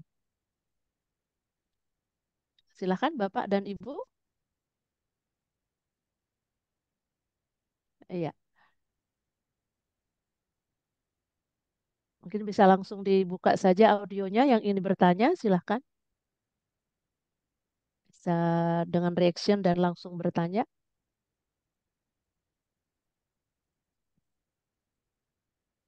Iya, sepertinya semua sudah memahami dan sudah sangat jelas tadi ya penjelasan dari Bapak narasumber. Meeting chat, Bu. Ya, Meeting chat. Meeting chat. oh iya, oke, iya, iya, iya, oke. Oke, mohon di-share materinya. Boleh di ini apa namanya? Kalau yang ada yang ingin bertanya juga melalui kolom chat bisa, para Bapak dan Ibu. Silahkan. Atau langsung saja boleh, langsung buka audionya, langsung bertanya juga boleh. Silahkan. Sementara saya mau kirim bahan ya Oh iya, lewat chat. iya silahkan. Iya, ya silahkan Bapak dan Ibu Bertanya, Ibu. jika ada yang ditanyakan. Ibu Butsi Ani Dewi ya. Iya, dari Dinas Kesehatan Provinsi Kalimantan Utara, Ibu. Oke, iya Ya, silahkan. mohon izin Bu Boleh on untuk cam Ibu? oke. Iya, Oke. supaya kelihatan Mohon izin wajahnya yang Ibu bertanya untuk nih. Oh, iya, mohon izin Ibu untuk BIMTEK itu maksimal berapa JPL ya Ibu ya? Atau minimal berapa JPL? Terima kasih. oke. Iya, minimal berapa JP ya? Ya, baik terima kasih Bu Butsi. Ini sudah kawan yang tidak asing lagi nih yang sering menyelenggarakan pelatihan-pelatihan di Dinas Kesehatan Provinsi Kalimantan Utara ini. Iya, baik penanya kedua, silahkan. Ada yang ini bertanya lagi, silahkan. Iya, langsung saja. Iya, oke. Iya.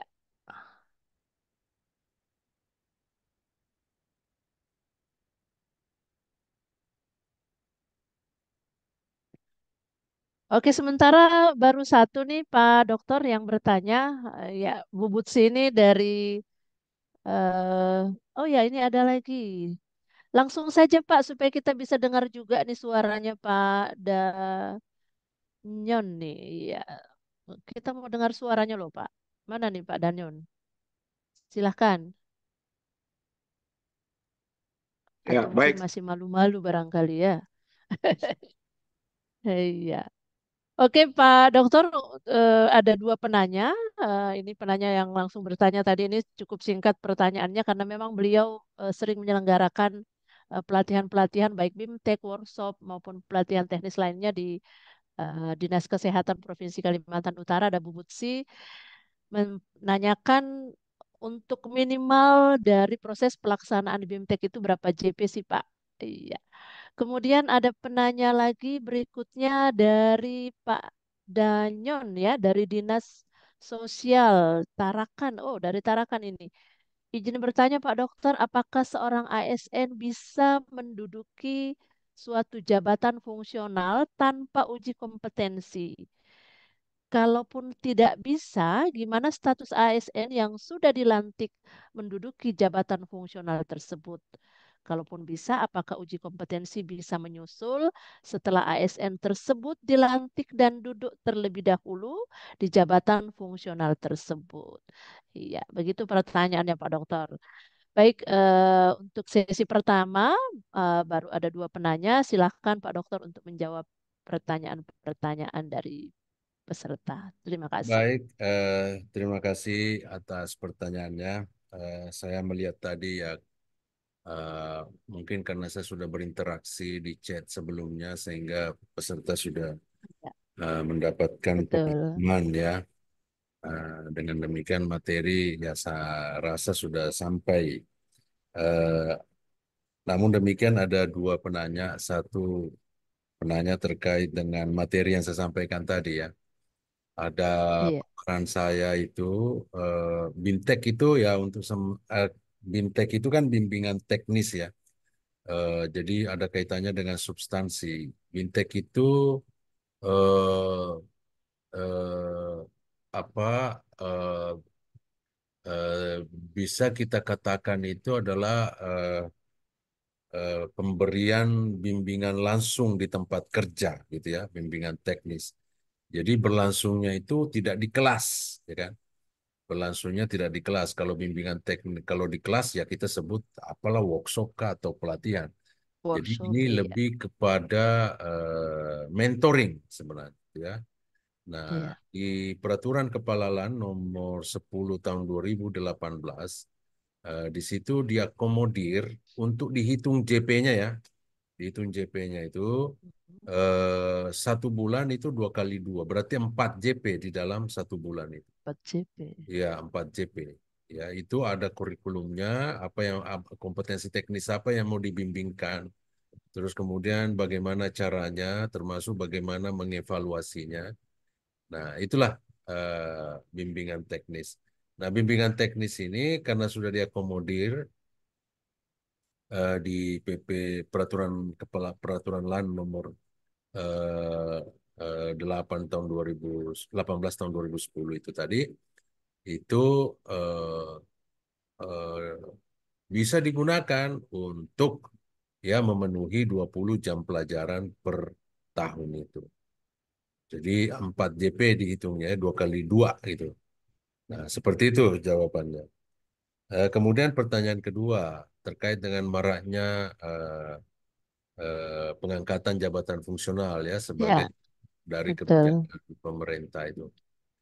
Ya tentu saja banyak yang sudah dilantik ya, tetapi kan setelah dilantik kan harus bekerja ya.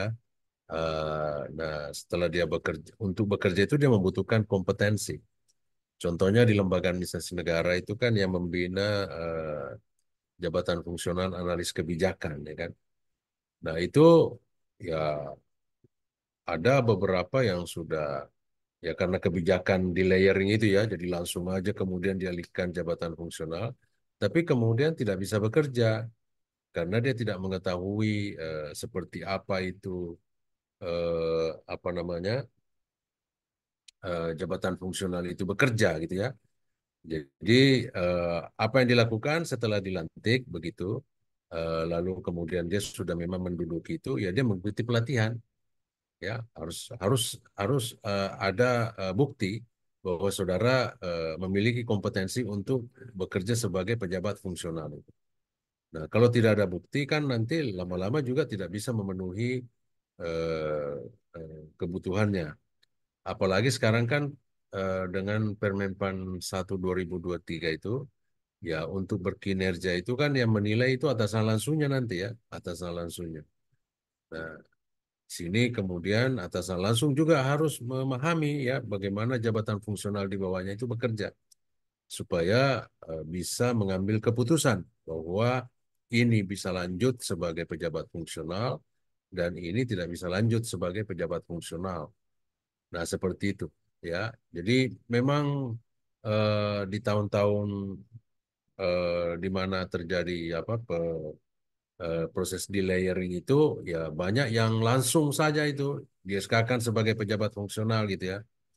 Nah, tetapi kan itu kawan-kawan setelah dapat SK kan harus bekerja gitu ya. Nah, disitulah perlunya pelatihan. Saya kira begitu ya. Jadi message saya kepada yang bertanya ya segera mengikuti pelatihan tentang jabatan fungsional di mana saudara diangkat. Kalau Wideswara ikuti uji kompetensinya, kalau JFK ikuti apa pelatihan, ada namanya pelatihan khusus analis kebijakan, ada namanya yang sudah diangkat itu biasanya mengikuti pelatihan khusus analis kebijakan itu. Nah, saya kira gitu Bu Diana jawabannya.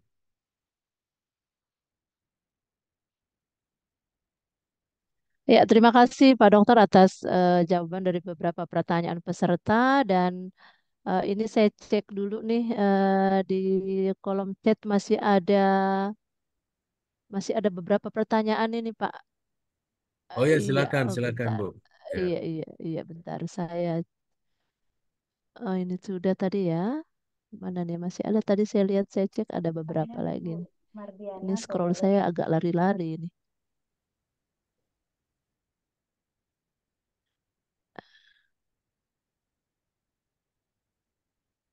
Oh iya, nah, ini.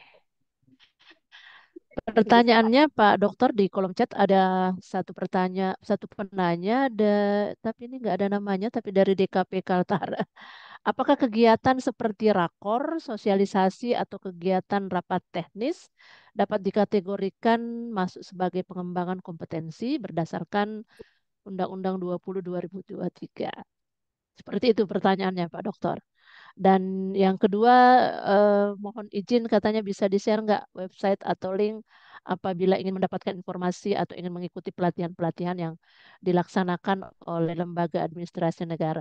Untuk pertanyaan yang kedua ini nanti bisa menghubungi juga eh, BPSDM Provinsi Kalimantan Utara ya Pak ya. Ya, Untuk betul. atau Ibu nih yang bertanya, oh Mbak Wenti ya. Iya Mbak Wenti nih, boleh nanti untuk informasi-informasi tentang berbagai pelatihan teknis fungsional yang diadakan oleh lembaga administrasi negara bisa menghubungi BPSDM juga atau bisa eh, share di Instagramnya lembaga administrasi negara juga ada. Jadi bisa buka-buka di IG beberapa informasi-informasi tentang beberapa pelatihan-pelatihan bisa didapatkan di sana. Itu tadi pertanyaannya Pak Dokter untuk yang ini apakah kegiatan seperti rakor, sosialisasi dan kegiatan rapat teknis bisa dikategorikan sebagai eh, s- eh, apa namanya sebagai jenis pengembangan kompetensi. Demikian Pak Dokter, terima kasih. Silahkan. Baik, yang pertama ya tentu pengembangan kompetensi itu bukan sekedar mengikuti kegiatan atau acara-acara ya. Pengembangan kompetensi itu seperti yang saya sampaikan itu berangkat daripada sebuah desain ya. Jadi ada proses analisa kebutuhan terlebih dahulu. Jadi kalau saudara ditugaskan mengikuti rakor tanpa diawali dengan proses kebutuhan, itu itu tidak bisa disebut sebagai pengembangan kompetensi. Eh, itu yang pertama. Nah, BIMTEK ya itu harus diawali dengan proses analisa kebutuhan pengembangan kompetensi. Saudara di BIMTEK apa? Apakah memang ada proses analisa kebutuhan sebelumnya? Nah, itu ada dokumen-dokumennya itu, sehingga itulah yang kemudian menjadi dasar untuk diklaim bahwa ini bisa diberi 4 JP gitu. Ya, jadi pengembangan kompetensi itu merupakan kegiatan yang terencana, bukan kegiatan, oh ada kegiatan webinar di sana sehingga kita bisa ikut gitu ya. Saudara dapatkan sertifikatnya, nah, itu kemudian saudara jadikan sebagai dasar ya untuk mengajukan bahwa ini bisa diakui ya.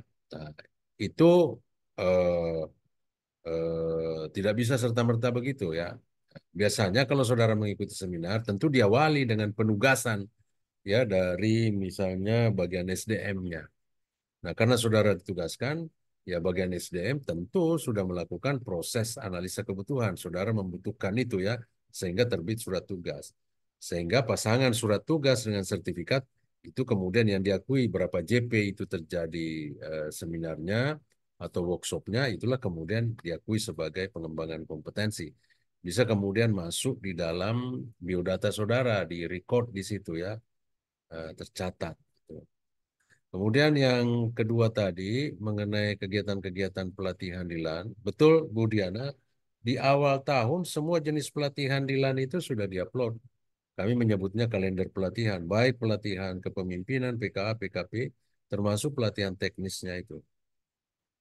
Sudah diupload. Jadi tinggal dilihat itu ya di IG-nya, lihat di awal-awal Januari itu sudah terekspos semua. Jadi LAN tinggal menerima siapa yang berminat. Di samping di IG kami juga mengirimkan surat ya Iya, kepada seluruh pejabat pembina kepegawaian, baik itu di pusat, di provinsi, kabupaten, kota. Ya, coba tanya itu ada nggak surat dari LAN? Di sana itu ada, saya yang tanda tangan soalnya. Semua jenis iya, pelatihan dalam tahun berjalan itu kami sudah kirimkan itu di bulan Desember ya, biasanya tanggal 20 Desember itu kami sudah kirim karena tentu instansi perlu mendapatkan info lebih awal siapa yang dikirim ya. Sehingga ya sekarang ini sebenarnya ya kami sudah dapatkan semua itu peserta dari instansi, tapi tentu tidak menutup kalau misalnya mau menyusul ya coba ke PPK-nya, Pejabat Pembina Kepegawaian atau BPSDM-nya, coba dicek di instansinya gitu ya. Eh, iya, Mungkin kalau di search di Google itu beredar itu surat edaran namanya kalender pelatihan di LAN. Nah, itu dari situ kemudian bisa saudara koordinasi dengan Biro SDM-nya karena untuk diakui sebagai pengembangan kompetensi saudara perlu mendapatkan penugasan terlebih dahulu, penugasan mengikuti pengembangan kompetensi. Tidak bisa sendiri datang, nggak bisa itu ya karena ini kan iya, kegiatan yang terencana. Nah, saya kira begitu ya, Mbak Diana. iya. Baik, terima kasih Pak Dokter dan mohon maaf Bapak dan Ibu, kita tutup untuk sesi pertanyaannya karena Pak Dokter akan ada kegiatan lain ya. Dan saya atas nama Dian Arsat, moderator yang memandu kegiatan ini, mengucapkan banyak-banyak terima kasih nih kepada Bapak narasumber, Bapak Dr. Baseng MED, yang telah menyampaikan paparannya dengan mudah-mudahan apa yang disampaikan oleh beliau bermanfaat bagi kita selaku penyelenggara dan pelaksana berbagai kegiatan-kegiatan pelatihan maupun nanti juga sebagai peserta pelatihan. Terima kasih Bapak, mudah-mudahan di lain waktu bisa bertemu lagi dan bisa memberikan kita beberapa hal-hal yang kita butuhkan terkait dengan pengembangan kompetensi tentunya. Baik, untuk menutup sesi dari pemaparan ini, saya akan bacakan satu pantun ini ya. Mohon cakepnya nih. Cendrawasih burung Papua di timur Pulau Sulawesi. Cakep. Cakep. Iya. Bekantan asli Kalimantan, Anoa asli Sulawesi. Terima kasih Bapak Cakep. Ibu yang sudah berpartisipasi meskipun mantan tidak bisa dimiliki. Kalau ada jarum yang patah, jangan simpan di dalam laci. Kalau ada kata saya yang salah, jangan simpan di dalam hati. Kalau ada sumur di ladang, silahkan saja kalau mau mandi. Jika ada umur kita panjang, insya Allah kita akan bertemu 78 kan? kembali. Oppo Terima 78. kasih Bapak dan Ibu semuanya.